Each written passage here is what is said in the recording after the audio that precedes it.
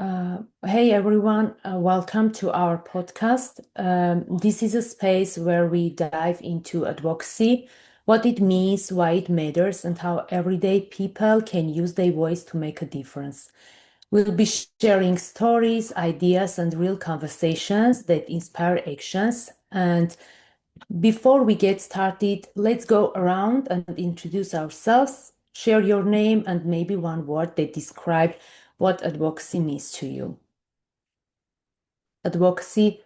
Uh, I am Heghine Avetisyan and I'm a graduate student at USC Rossier School of Education, majoring in educational counseling. And for me, advocacy means voice and support. Thanks, Harina. Hi, everyone. My name is Lizbeth Del Rio, and I'm also a part of the EC online program through USC. And to me, advocacy means supporting students that might not feel like they can support themselves. Hi everyone, my name is Nathalia and I'm also another of the graduate students in the educational counseling program. I identify myself as a first generation Latina. And for me, advocacy means just going beyond advising. I think it's about actively supporting students and helping them by meeting them where they're at and whatever barriers they may be facing, making sure that they have access to opportunities, and also recognizing when systems are not equitable. Thanks, Natalia. Hi, everyone. I'm Anita Abkarian, and I'm an Iranian Armenian in the educational counseling program. And what advocacy means to me is showing up when someone can show up for themselves. Hello, everyone. My name is Esmeralda Solis. I am a first generation college graduate and EC student, daughter of Mexican immigrants. And to me, advocacy is using your own voice to give a voice to others who either cannot use theirs or do not feel ready to use it yet. Thank you for that, Esmeralda. My name is Lavenia Wilson, and I'm an African American female, first generation college student. I am in the graduate student program at USC Rossier EC Online. What advocacy means to me is speaking up for people who may not have the same access, power, or opportunity. This is a powerful statement. Creating framework around increasing enrollment for African American students in lower poverty areas. We could do this by early pipeline development, data-informed targeting, culturally relevant outreach and messaging, going to the local high schools and speaking with the students and the counselors, getting them engaged and providing education on how we can make this possible. Because we all understand that higher education was not meant for people like us. How can we change that? What are your thoughts?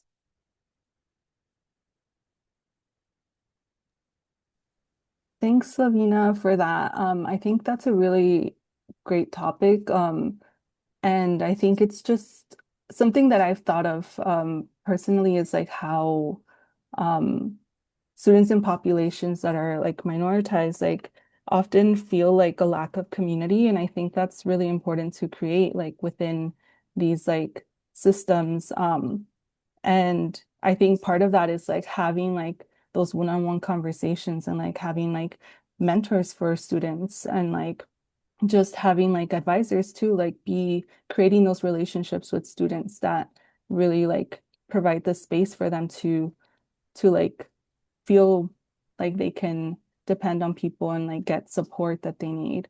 Um, and then I think that that speaks a little bit more to retention, but I do think like the systems or like the programs that you talked about would increase enrollment for sure. Thank you, Lisbeth. Thank you, Lavenia. You raised a very important question. I think we can help students increase enrollment by improving access to resources like counseling, financial aid guidance, or mentorship programs, as Lisbeth mentioned, and create more inclusive and campus environments and representation also that helps students feel supported and valued, because students engage in education when they really feel supported.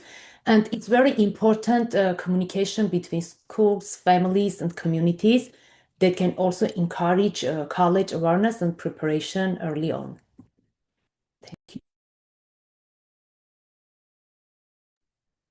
Yeah, thank you all.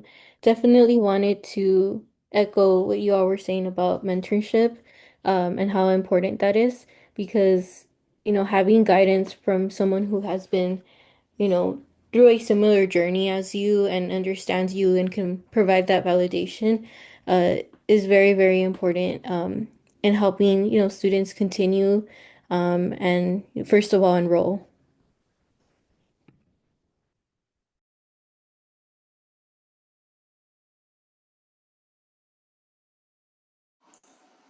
I think a component that can be added when developing these sort of pipeline programs is have them take place during the summer, and then perhaps even I would say you could like starting them off early in the spring, like that last semester for students, or even the year before, like I was saying in the summer. I think both would be really helpful to start the college like access program and having the students become more aware and gain more knowledge as to what it takes to succeed in college, who's going to be there to help them, where they can go and ask questions, even through the application process, I would say. And I think another important component would be to track these students from the very start of the program, in maybe their junior or senior year, and follow through with them and continue to engage and communicate and mentor them throughout their college experience and throughout their college time till they're close or about to get ready to graduate. So that way it's intentional in increasing the enrollment for African American students. I think the follow up is really important because although they can be supported at the beginning stages, I think as time goes on and students start, getting to the nitty gritty of college and like the middle section where they might be taking their third or fourth semester in college, and difficulties are rising, that challenge, may pose questions as to if I belong here, am I gonna succeed? A lot of questions about doubt and feeling like an imposter, and maybe questioning if they're capable of passing their courses. So I think that would be really important to just follow through with them and continue that mentorship till they are getting close to the finish line. Thank you for that. You guys all brought up very good, valid points. Creating framework, strengthening the sense of belonging, all those are important. And we could do this by showcasing, having workshops for these future college students, helping them with their applications, seeing if they qualify for fee waivers, helping them apply for FAFSA, letting them know of all the resources that they are potentially eligible for, letting them know about the tutoring for math and English, just making them aware of the things that are available to support them through their college journey. Also, providing campus tours to get them amped up about wanting to go to college. These marginalized groups need guidance and not to feel like they don't belong. And it's up to us to change that.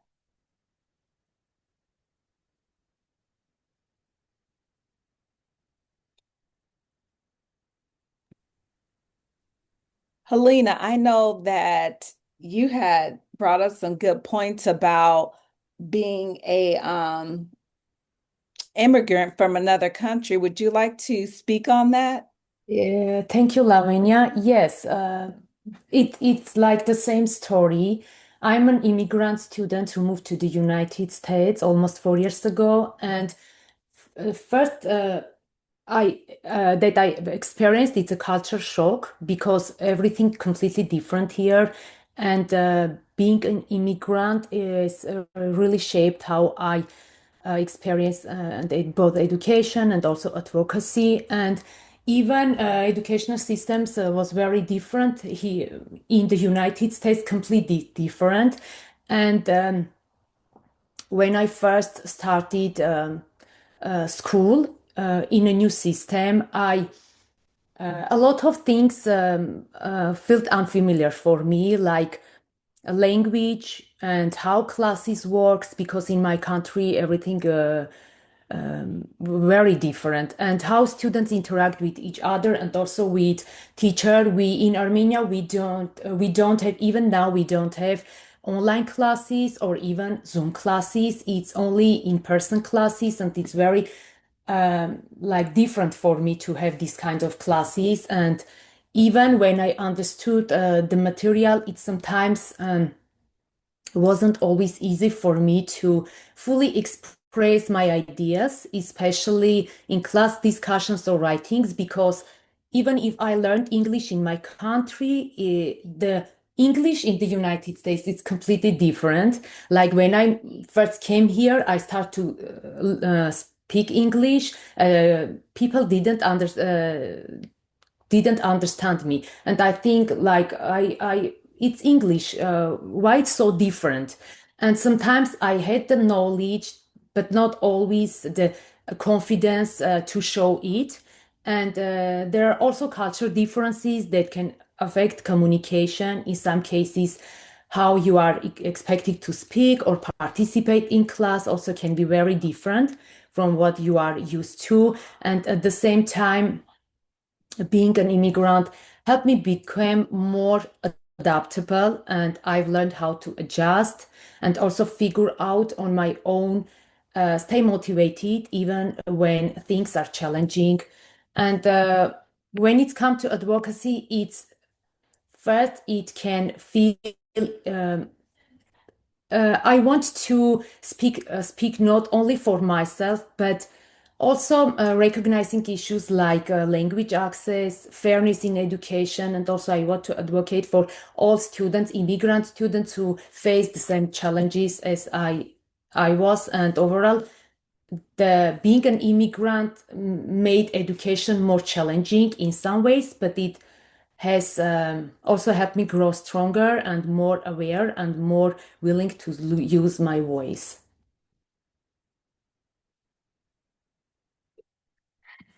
Thank you.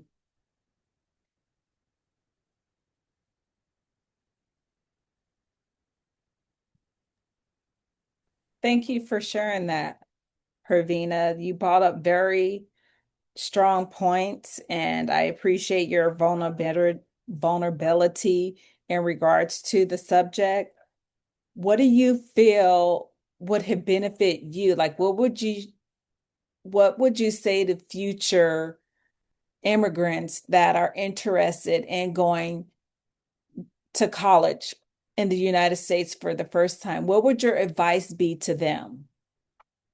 Thank you, Lavenia, for this great question. First of all, I would advise all immigrant students never give up, no matter what kind of difficulties or challenges you face, because learning is an ongoing process. It's very hard, I know, at the beginning, but it would be it's there is nothing to not to overcome. It's we need to be a hardworking person. We need to be resilient. We need to adapt in new environment and grow.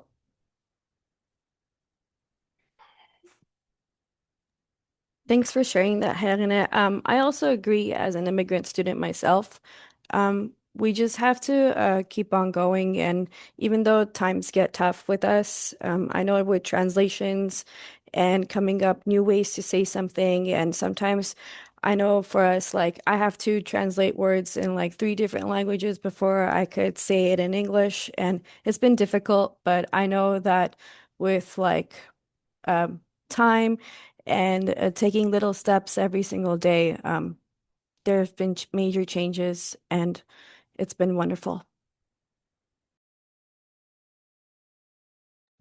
Thank you for that, Anita and Hervina. I really appreciate you guys being open and sharing your experience with us this evening.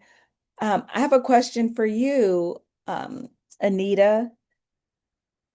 Do you know anyone that may have need support, like by a loved one struggling, but doesn't know how to ask for help? I feel that that's a very strong statement.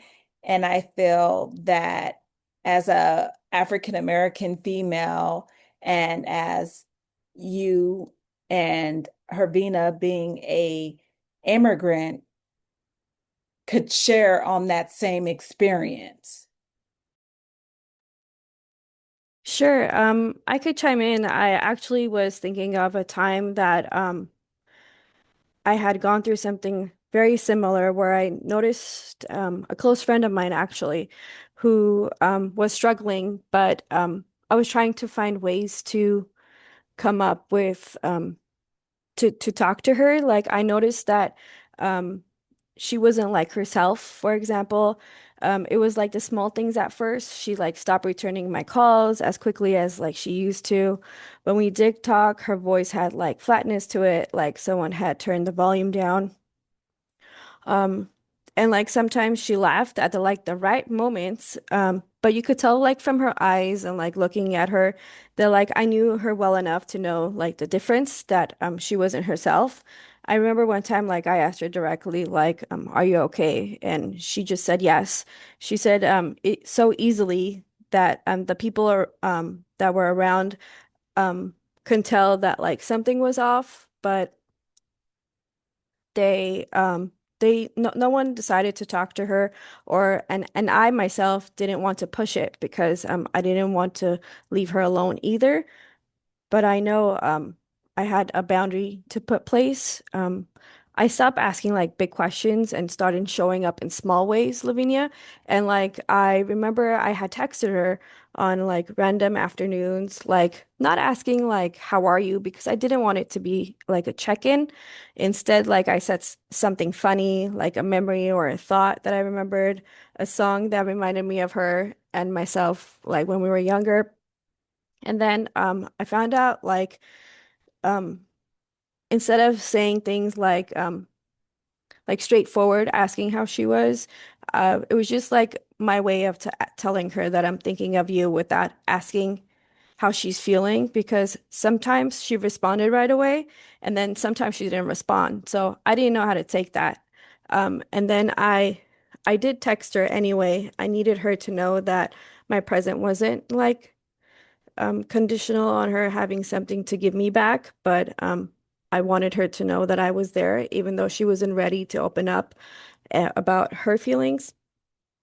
Um, I remember I also like dropped off food one time without making it a moment, just left a note and said, no need to respond, just thinking of you, something simple like that. Have you ever done something like that for someone who hasn't been ready to talk, Lavinia?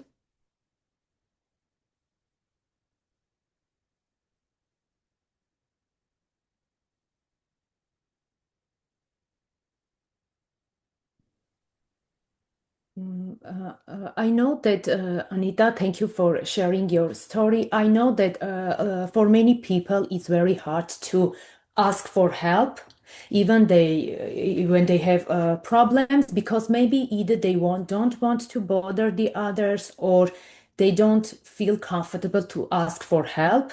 And in this case, we can support by staying patient, listening without judgment, and also like letting them know that we are here, and never forced to open up, and respect boundaries.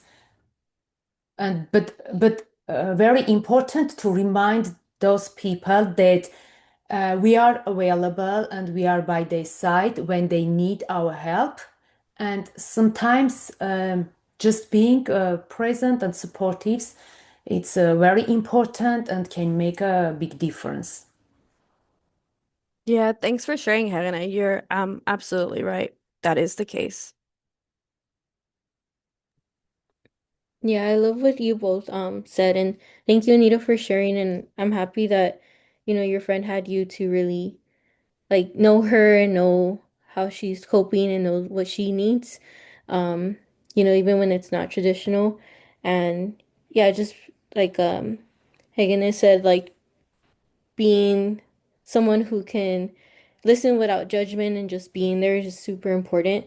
Um, I know definitely like tailoring what how you'll be there for a person based on what they need and their styles is super important because you don't want to, overstep either, but you also want them to know that you care and just, doing those actionable things rather than just straight up asking like Anita said if that person's not ready could really make a major difference. And it's super important to really observe people and meet them where they are. Yeah, Esme, you're extremely right because at this point with my friend, like I didn't know what to do.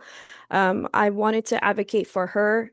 So I decided to not go the direct route. So I advocated for her when she couldn't, for example, but there were moments like behind the scenes. Like for example, like I remember her mother kept calling me asking why she was being so distant, like taking it personally. She was very frustrated, I remember. And I sat with that conversation and I remember like gently telling her that she's not pulling away from her specifically, but she is struggling and she doesn't have the mindset right now to like talk about it. And the best thing like we can do for her was to make her feel like not guilty for like pulling away. I know I remember like I made sure that people around her weren't like piling on like pressure. Like I would talk to her brother, for example, and like have him like not like keep commenting like, "Hey, what's wrong? Hey, what's wrong?" so that like she doesn't close up, like because I feel like even if somebody did that to me when I wasn't ready to talk, like I would lock myself up even more if that makes sense.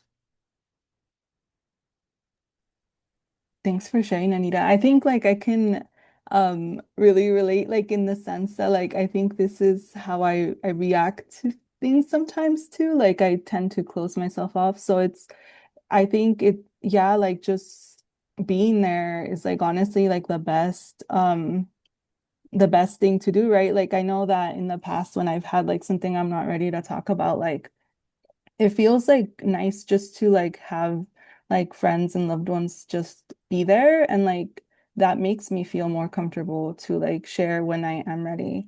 So I really appreciate you bringing this up, Anita.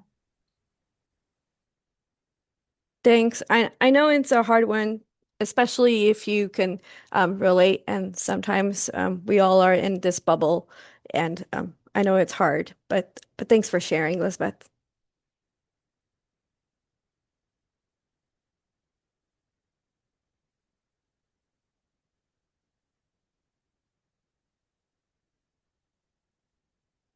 And like, what I also wanted to share with you guys, I know that like I wanted to advocate for her, and sometimes we all want to advocate. We all want to come up with a solution or something. But I know I work behind the scenes, and my whole concept behind that was to like not overstep and was to like make sure that I advocated by not speaking over her, but like by clear the path in front of her as much as I could so that when she was ready to talk, um, that I would be there and I will be ready to listen. Thank you for that, Anita. What advice would you give to someone that doesn't have a support group that need help and support? That's a very good question, and one that I think we all should probably think about. And I don't know, maybe like have like not a workshop per se, but maybe in classroom settings or at schools where parents go to like the parent meetings and stuff, like tell them that there's these, I don't know if there's these resources or groups, that there are people there to help them out with like questions or concerns, and like maybe they could have like topics like family, personal matters. It could be like education related, or anything um anything else that would work. I think that's an idea I would have, Lavinia.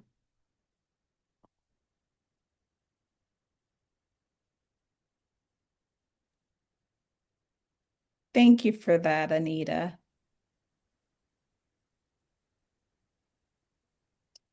Yeah, so I know we're talking about like supporting, you know, someone who's struggling and doesn't want the help.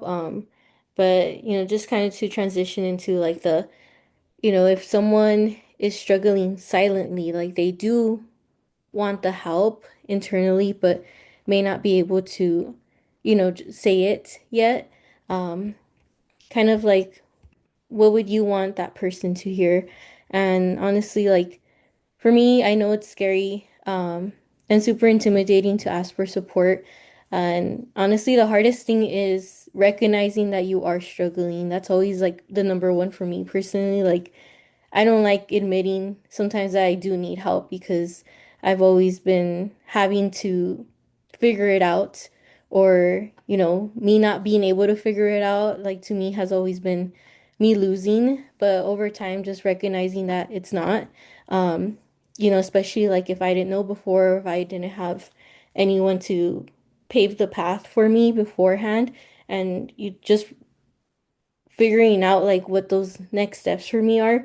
Um, so it's been really healing to, acknowledge that even when we do feel alone, even if we feel like all the weight's on us and all the responsibility is on ourselves, that we don't always have to do it by ourselves. And it really does take a village.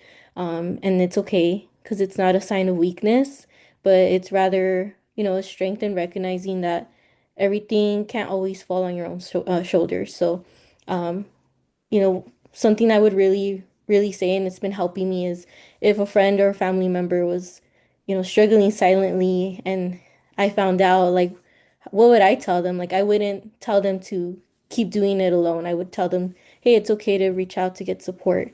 And it's okay to have a team and have a support system behind you, because it's not that weakness, it's strength in the end. So I don't know if anyone, also, has some advice for anyone struggling silently right now. Yeah, I wanted to share too, just because this brings up like something from undergrad for me actually. Like I think I was struggling academically, and like I felt like I needed to keep it to myself. Like I couldn't tell my parents because it would be like disappointing to them. So I didn't let them know, and it felt like a bigger weight on my shoulders. So I think like ultimately like I do regret that. And I think something that I would tell people like that are struggling silently is actually like, even though it's scary, like to say something, like, and to feel like you might disappoint people, like I think it actually ends up like feeling worse when you keep it to yourself. And it like when you allow people to have that space to support you, it does bring you closer to people. So I think it's like it's something to like just like try to give yourself room to be loved.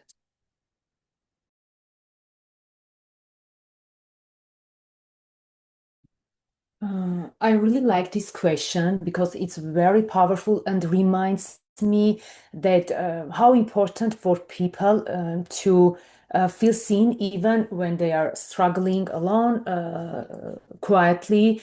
And it's very important to say that people that you don't have to go through this alone. What you are feeling is real and it matters. And even if it's hard, reaching out to someone you trust also can make things a little lighter, and we can say that people that you deserve support, understanding, and care, and we are here to help you. Also, thank you, Esmeralda, to share your story with us.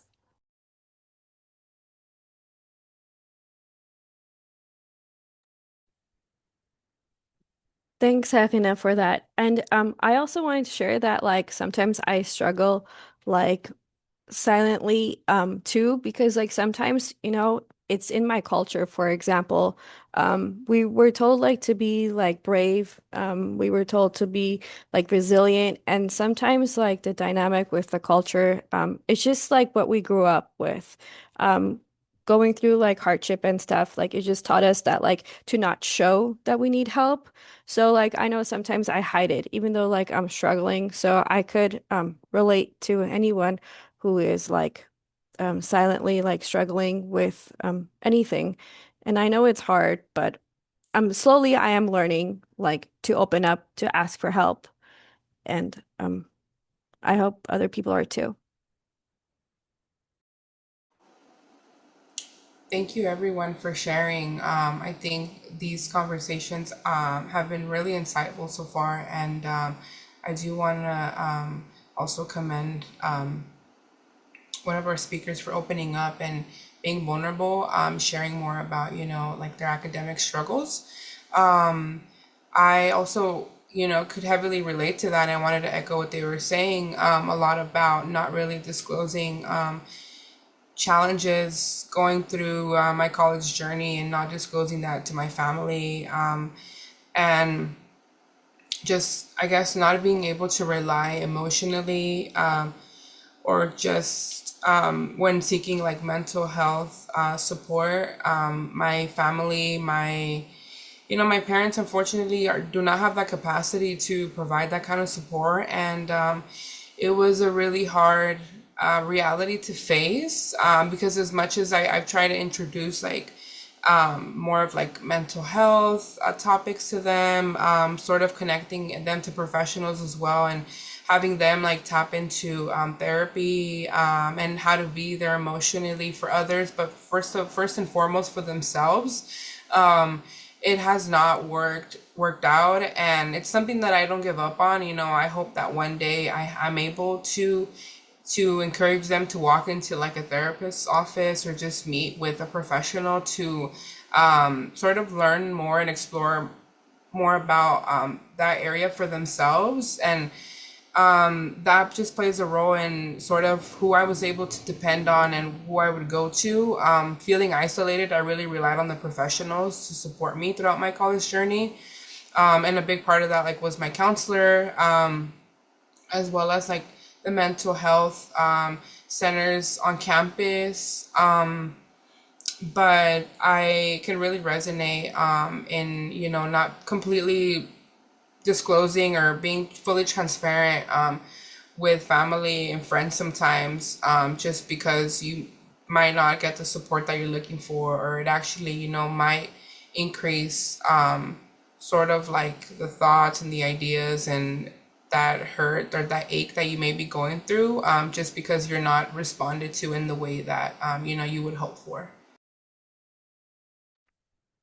Esmeralda, I have a question for you. What would have made it easier for you, or what would you have done differently so you wouldn't have felt so isolated and alone and struggling in silence? Like, what advice would you give to someone that may be in that similar situation?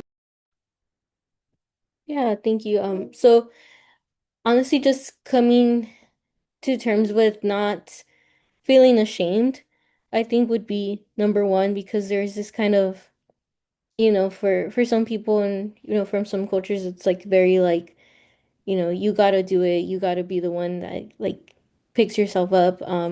So I think just getting out of that mentality, I wish I had been less embarrassed sooner. Um, that would have helped me out a lot with just speaking up for myself, becoming my own advocate. But I do like thank anyone who has been there for me and who has paved the way and advocated for me while I learned that and now encourage other people to also not be scared to ask for help. And thank you for that question. You're welcome, and thank you for your answer. It's very well said. Since all of us in this podcast seem to be first generation college students, does anyone feel comfortable with sharing what they faced, maybe visible to others? Yeah, thanks for that, Lavina. I think just like everything we were saying, um recently, right? Like about like just feeling like these different things about being in school, right? And I think a big part of that is like being new to this whole system.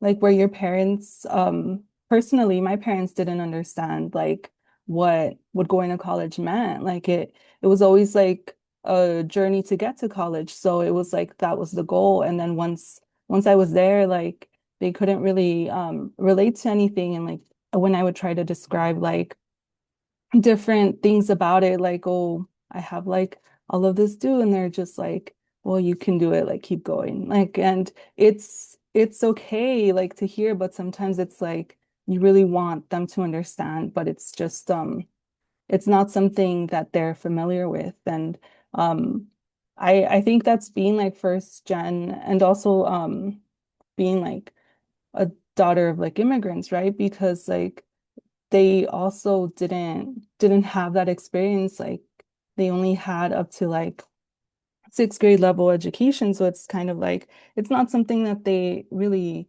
can know about. And um honestly, like something else that I think like was very like difficult to manage as a first gen student was like doing like a STEM, like a biology major. And then there's so much more like secrecy behind it, like kind of just like things that people don't tell you until you're like in it. Like nobody tells you like the things you should be doing or like what careers you can even do. And like there's so much that I think is just very like you don't have this insider knowledge. And that's something that you really need other people that can advocate for you, that can like kind of let you know what that is. So just wondering what other people's experiences are too. I totally agree with you in regards to that, Lisbeth. Thank you for being open and vulnerable and sharing your experience. As an African American first generation college student, I share those same feelings as you. Even though my mom is an American, she couldn't relate to the struggles I was going through. There were times where I just felt like giving up because I felt like I was there and no one noticed me. You know, I had no support system, no one to talk to about like my struggles. And I'm like, I wish I had someone that was able to advocate for me, someone that could talk to me and show me the ropes. That's why I feel it's very important for us to acknowledge that everyone needs help. You can't just send people out there with no tools. And that's how I felt. I went to school and just had nothing to support me. And it was really hard. And, that's part of the reason why I was at the community college for so long, because I didn't know anything and I had to advocate for myself. And once I was able to do that, then things got better for me. Nathalia, how was your experience as a first generation college student? Thank you for sharing, Lavinia. Thank you for your vulnerability and sharing your experiences navigating college.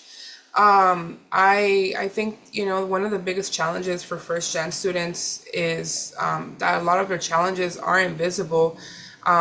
Quite like the question, asks, like they're not visible on the surface a lot of times, and from an outsider's perspective, it might just look like they're trying to adjust to college, but there's often so much more going on behind the scenes. And that was the case for me as well. I think I was trying my best, putting in the study hours. You'll see me, at the library. My family would see me come in and out of the home with like my backpack, and like even watch me study at home, and like watch me get like passing grades for my classes. But there was an emotional layer to this that a lot of people weren't seeing, and it was like battles that I was fighting on my own. And a lot of this was just always being in the unknown. I didn't know if I was going to make it onto the next step, or if I was going to pass this next upcoming class, or if my registration was going to go well, or just sort of like if I did run into a problem, who would I go ask for help? So I think I was always very feeling on edge. Like I was almost walking on eggshells as a student, and also recognizing that there was financial sacrifices being made by my parents, by my family, that did not really allow me or give me the flexibility to mess up, to have to repeat a course, because that would probably mean like either more tuition or having to extend my stay at like on campus housing, or just more overall, I guess, expenses in a way, because unfortunately making mistakes in college does come with a price tag. Oftentimes, a lot of students do lose their financial aid, or they're either placed on SAP, which I believe stands for like your satisfactory academic progress. So if you don't meet those, if you don't meet those standards, you will lose your financial aid, or you'll be placed on some kind of like strict sort of plan to be able to do better in your next classes. But unfortunately, the next time it might not be very smooth either. So I think just what I can really appreciate from one of the readings that we've done throughout the time in this class has been from Tara Yoso and her community cultural wealth framework, because this shifts the narrative for first gen students. Instead of viewing the challenges from a deficit perspective, it recognizes that there is strengths and assets in what they're already bringing and coming in with. And one of those is aspirational capital. And this is the ability to maintain hope and ambition despite all the barriers they face, as well as familial capital. This is another topic that the Tara Yoso speaks about. And familial capital is defined as like where their family and community values are source of strength, even if their families didn't attend college themselves. And then another great topic is like navigational capital, and this is where resilience and skills develop while they're learning to move through the systems that weren't necessarily designed for them in mind. So I think as counselors and educators, our role in advocacy is not just to recognize the barriers, but to also uplift and build on these strengths. So that way students don't feel like they're lacking something, but instead of seeing themselves as already capable and resourceful. I love that so much. Like really seeing the glass half full, like you said, and the different framework works, and that we do have our own capitals as first generation students. Like we have things that, make our experiences challenging sometimes, but also unique and strong. Um, and just having that motivation to keep going, and that resiliency is super important overcoming those challenges. And I do appreciate like everyone also mentioning the family component of it too when you're first gen and not having someone at home or in your family, understand what you're going through. They could kind of see it from the outside a little bit, but there's a lot of internal things, especially like Natalia mentioned, with the emotional part. I remember always crying or always being unsure, always feeling that pressure to know what I have to do next in my life, in my career, to make all those sacrifices worth it for my parents, because it sacrificed a lot and I had to come out to be successful. And that pressure really doesn't help in those low moments when you're struggling figuring out an assignment or registration or financial aid and everything, just trying to be perfect but not having the tools to always be perfect.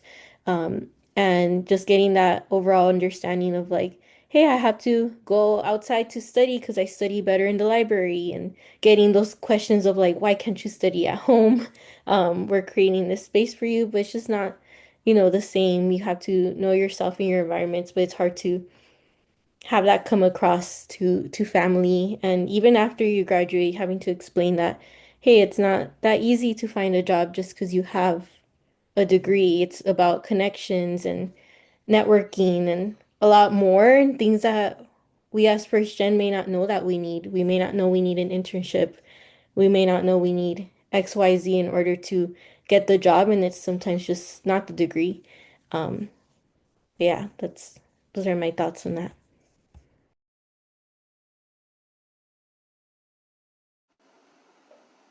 Does anyone have any last final thoughts regarding, challenges that aren't always visible for first gen students before we hand off the next question?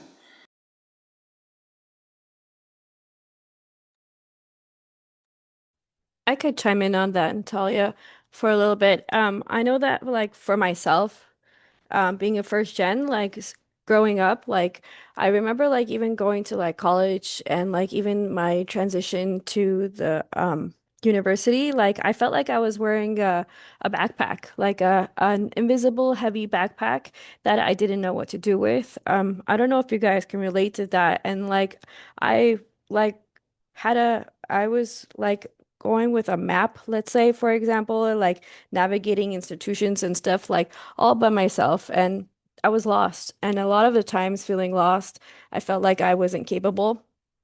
I was not able to succeed. And then like I know coming back older, um it took a lot for me because I finally got the courage to ask for help and to find that person that could advocate for me because I needed someone who could see where I was trying to go and help me. And doing that, it helped because for the longest time, um, I was really lost, and that really helped me.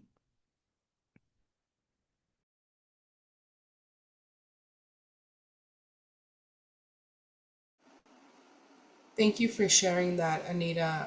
And thank you, everyone, for sharing their thoughts and experiences, especially with identifying as first gen. I know that it comes with a lot of challenges and difficulties, and they're not always recognized and seen. But I think relying, on your community and a lot of your support system, maybe your network, and sometimes outside of your family, you can find closeness and safety in others. And with that, I want to transition it over to sort of speaking on what what passions came about, or how becoming a counselor came to mind, and how does that shape the advocacy work that we do now. So honestly, just listening to everyone share their stories really resonated with me, because a lot of what was said really connects directly to why I feel so passionate about becoming a counselor, especially hearing the experiences of first-gen students, and then thinking about the frameworks like Tarayoso's community cultural wealth. I think everything combined just really highlighted both the challenges students face and also the strengths that they and we bring as first gen and are wise behind becoming counselors. And this question to me is also very personal. Fun fact, transferred around like 4 times among institutions before I was able to get my bachelor's degree. It's something that was, really traumatic for me to even overcome and even open up about, honestly. It's something that would always, break my voice, cause me tears, and something I really tried to not bring up and not own my story because of all the guilt and shame that I felt for a long time. So I started off at a primarily white institution. I went to a 4 year out of state following high school, and that wasn't really supportive for me at all. I found myself really lost at the school. Even my counselor herself was white identifying, and most, if not all, the professors and faculty and staff at the school were white, as well as the student population. And so I think all of being surrounded by all of that and these people who I couldn't relate to, and I couldn't find myself to confine and build like a close relationship just because we didn't share the same struggles and understandings, led me to just really honestly failing. I attended 2 semesters there, and my first semester I completely failed all my classes. And at this point, I was also on a pre-nursing track. I then switched my major over to health administration, and quite frankly, that didn't work for me either, just because by the second semester, I had already lost a scholarship that I was given coming into the school, and I was also placed on the satisfactory academic progress through financial aid that I mentioned earlier. So at this point, a lot of the cost was going to be coming out of my pocket. I then, was trying to recover from all the like mental load as well that I was put into once I found out that, I was failing. And so that second semester, ultimately, I was academically dismissed. So that was, a just very hard time in my life, very traumatic, especially being the first one in my family to go to college and the eldest of 3 siblings. And so, honestly, that experience itself is what really drew me to counseling, because I wanted to be the person that I didn't have. I wanted to be able to avoid anybody else going through that sort of situation, and be a person that can relate, can also share experiences with other students of color, and come back to my community and support them as one, maybe making an informed decision as to what college or school they decide to go to, just sharing my own experiences and having a better understanding as to what they should look for in a school or how to pick out a university where they can thrive in, because I solely went off of the fact that I really thought the school was beautiful and the buildings themselves were nice and new, but little did I know that's not what you look for in a school oftentimes, and it's more of like the history, sort of what is their mission statement, who the faculty and staff are, what kind of resources they have, student support programs, cultural centers, and where you can find a place to call home. So I guess building off of that, I'm just curious to know, have you guys, ever felt you were in a same spot or something similar that you guys experienced that caused you guys to then become curious in counseling and formed part of your why statement? Yes, thank you for sharing your experience, Natalia. And I'm so grateful that you have the strength and the courage and the will to persevere through all that trauma. My experience is similar. What made me passionate about becoming a counselor is I went to a community college in Orange County. I'm an African American female, and there were no students, let alone faculty, staff that shared my same characteristics. So I felt like an outsider. No one wanted me in their groups. When I raised my hand to participate, I wasn't called on. It made me feel like really low and that I didn't belong there. And what kept me going were my children. And I didn't want other colored minorities to go through what I went through. So if they see that I succeeded, they know that they can succeed too. Hervina, would you like to chime in on your experience?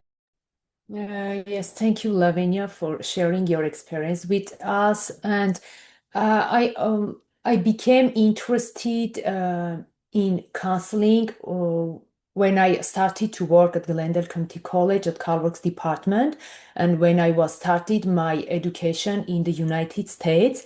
And as an immigrant and also first generation students who faced a lot of challenges here, I understand, really understand how important it is to have guidance and feel support, that there is someone who really supports you.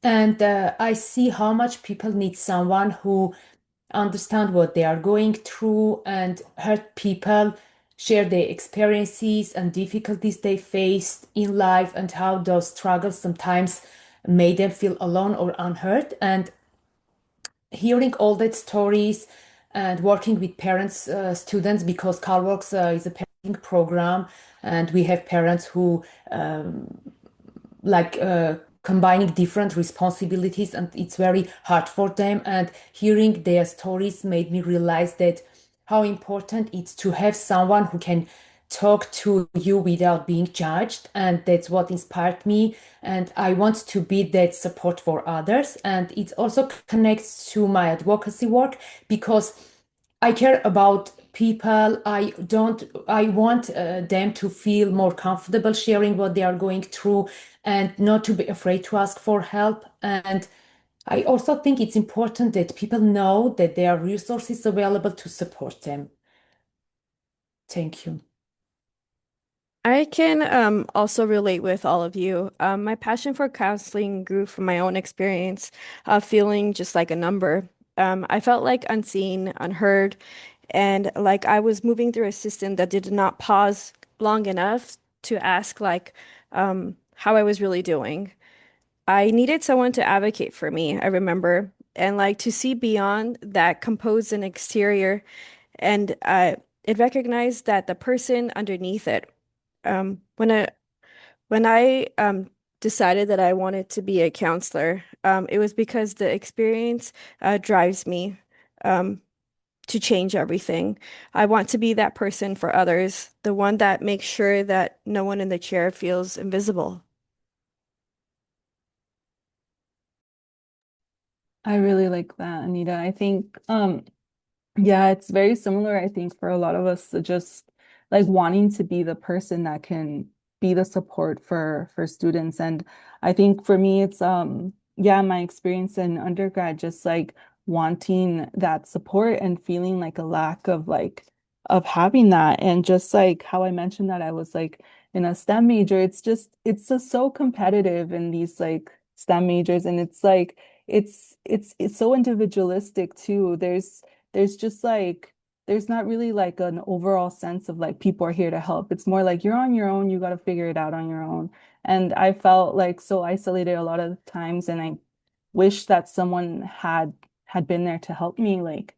And so I think that's what drives my passion for counseling. I want to be that person like that I can like help students that don't know what they're doing, and like can just like, you know, be there for that. Yeah, thank you all for sharing. I can definitely relate to the reasons for entering the field of counseling. Especially, like Lisbeth just said, just being that person that you needed, um, when you required that support, especially as a first generation student, like just navigating all of everything, registering everything, like in between writing papers, talking to professors, talking to peers, everything that's just kind of not always taught to you before you enter the higher educational spaces, but that are so needed. Um, and just having someone who can really understand you and really empathize with you and listen to you is, super important. I wish, I had that. I wish my sister had had that, which she's a big reason for me wanting to pursue this field. She immigrated here from Mexico at like 16 years old. She started, at high school, and there's a lot of things that she didn't know. And she always says that she wishes someone had told her about financial aid, that told her about opportunities that she could also go to college, even though she was not a citizen. Like, she just wishes someone had been able to tell her that because she did love school and she loved learning and everything and just not getting that opportunity. Um, but that's what really, drives me, just being that advocate for others. Um, who need it. But yeah, thank you so much, Natalia, for bringing up this question. I think it's super important for us to talk about. Thank you so much, Esmeralda. And just to close off this conversation, I want to say that ultimately our reasons for becoming counselors are deeply connected to how we show up as advocates. And those personal experiences motivate us and shape the way we support, we empower, and we stand alongside others. And I just want to thank you all for being part of this conversation, for also taking the time to reflect on your own experiences, and for your vulnerability and opening up on something so deep and personal. At this time, I want to hand it over to Lavenia so we can come close to our closing. Thank you, ladies, for sharing your stories. It really moved me, very heartfelt and genuine. We would like to close out this podcast with a quote from Bell Hooks. The classroom, with all its limitations, remains a location of possibility. We have the opportunity to labor for freedom, to demand of ourselves and our comrades an openness of mind and heart that allows us to face reality, even as we collectively imagine ways to move beyond boundaries. To Congress, this is education and the practice of freedom. Thank you all for taking the time to listen to our podcast on advocacy. Good night, everyone. Fight on.